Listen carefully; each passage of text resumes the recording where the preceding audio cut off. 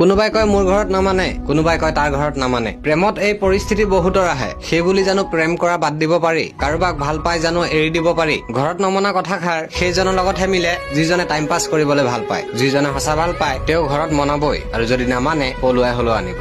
গতিকে এই ঘৰত নমনা কথাষাৰ মই বাহানা বনোৱা বুলি ভাবো, কাৰোবাক এৰিবলৈ সুযোগ লোৱা বুলি ভাবো। কোনে ঘৰত সুধি প্ৰেম কৰে? ঘৰৰ কথা মানি কোনে প্ৰেম কৰে? যদি জানিছিলা ঘৰত নামানে তেওঁৰ লগত প্ৰেম কিয় কৰিছিলা? যদি জানিছিলা ঘৰত নামানে তেওঁৰ লগত একেলগে কিয় ঘূৰিছিলা? যদি জানিছিলা ঘৰত নামানে তেওঁক নিজৰ মতে কিয় ব্যৱহাৰ কৰিছিলা? কাৰোবাক প্ৰেম কৰিবলৈ ঘৰত মানিব নালাগে, তাইক বিয়া পাতিবলৈহে ঘৰত মানিব লাগে। ছোৱালীজনীৰ লগত শাৰীৰিক সম্পৰ্ক কৰিবলৈ ঘৰত মানিব নালাগে, কিন্তু তাইক সেইখন ঘৰৰ বোৱাৰী কৰি আনিবলৈ ঘৰত মানিব লাগে। মনত ৰাখিবা, যিজনে সঁচা ভাল পায় তেওঁ বাহানা নিবিচাৰে, কোনো অপচন নিবিচাৰে। তেওঁ কেৱল ভাল পাব জানে, তেওঁৰ প্ৰিয়জনৰ লগত একেলগে চিৰজীৱন থাকিব বিচাৰে। আৰু কোনে কোনে নিজৰ প্ৰিয়জনৰ লগত থাকিব বিচাৰা ভিডিঅ'টোত এটা লাইক কৰি কমেন্ট কৰি থৈ যাবা, আৰু ভিডিঅ'টো প্ৰিয়জনলৈ শ্বেয়াৰ কৰি দিবা। ধন্যবাদ।